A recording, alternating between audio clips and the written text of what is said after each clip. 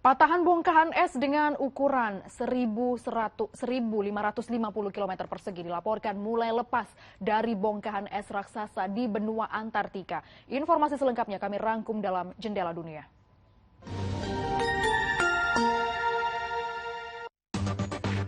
Teror bersenjata Rabu malam terjadi di kota Algeciras, Spanyol. Seorang pria bersenjata golok tiba-tiba memasuki dua gereja dan membunuh salah satu pengurus gereja serta melukai seorang pendeta. Pelaku sendiri telah ditangkap oleh polisi. Pelaku awalnya mendatangi gereja pertama dan melukai seorang pendeta. Setelah itu pelaku memasuki gereja kedua yang berjarak sekitar 5 menit dari gereja pertama.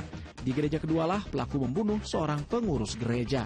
Polisi Spanyol tengah mendalami kasus ini. Apakah ada kemungkinan bahwa serangan ini adalah bentuk terorisme? Serangan senjata tajam juga terjadi di kota Brokstedt, Jerman, Rabu waktu setempat. Seorang pria secara brutal menikam 7 orang di sebuah kereta. Akibat kejadian ini 2 orang tewas, sementara 5 korban lainnya menderita luka tusuk. Belum diketahui motif dari serangan ini. Pelaku sendiri harus dilumpuhkan polisi sebelum ditangkap. Pelaku kini juga dalam perawatan rumah sakit. Akibat insiden ini, stasiun kereta di Brokstedt harus ditutup selama beberapa jam. Unjuk rasa untuk menuntut mundurnya Presiden Peru Dina Boluarte terus berlanjut. Kali ini unjuk rasa yang berlangsung di Ibu Kota Lima berjalan damai. Warga hanya berparade keliling kota sambil membentangkan spanduk yang menuntut mundurnya Dina Boluarte. Boluarte sendiri di hadapan anggota parlemen menyatakan dirinya tidak akan mundur. Boluarte menyatakan dirinya tidak akan menyerah dari tuntutan kelompok yang dinilai otoriter. Boluarte juga bertemu dengan sejumlah diplomat asing untuk menegaskan posisinya sebagai presiden. Cuaca dingin masih melanda di wilayah utara Jepang. Di Hokkaido, tepatnya di kota Betsu, sebuah truk terjebak di timbunan salju. Salju tebal memang menutupi sejumlah jalan dan juga permukiman warga. Hal serupa juga terlihat di kota Iwamizawa, Hokkaido. Sejumlah kendaraan bahkan terlihat tertahan di sebuah jalan bebas hambatan dan tidak bisa melintas lantaran tebalnya salju. Sementara di prefektur Mea, tepatnya di kota Komono, warga harus berhati-hati saat berjalan karena licinnya salju yang menutupi jalan.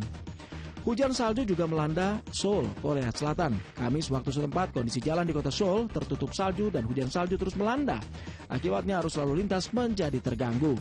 Ketebalan salju yang menutup jalanan di kota Seoul mencapai 5 cm yang membuat pengendara mobil maupun pejalan kaki harus ekstra hati-hati.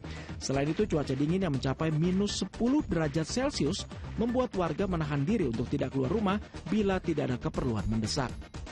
Patahan bongkahan es dengan ukuran 1.550 km persegi dilaporkan mulai lepas dari bongkahan es raksasa di benua Antartika.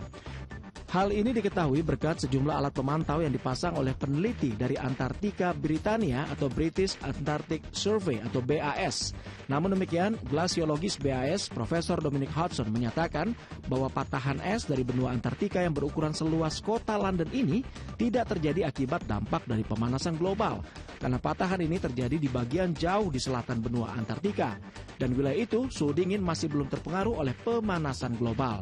Karena itu diduga retakan ini adalah periode rutin dan bongkahan es di benua Antartika. Selain itu dipastikan pula hal ini tidak akan mengakibatkan ketinggian permukaan laut. Retakan ini sebenarnya telah diprediksi akan terjadi sejak tahun 2017 lalu, karena sejak tahun 2017 retakan terus meluas. Dan patahan yang terjadi tanggal 22 Januari lalu ini adalah patahan kedua terbesar di area yang sama dalam 2 tahun terakhir. Sejumlah pecinta olahraga selancar atau surfing akhir pekan lalu berbondong-bondong datang ke pantai Honolulu, Hawaii, Amerika Serikat untuk menyaksikan lomba surfing yang bergengsi, The Addis Aikau Big Wave Invitational.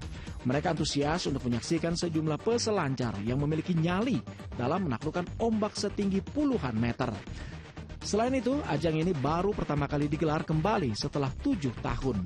Keluar sebagai pemenang dalam ajang ini adalah John Florence.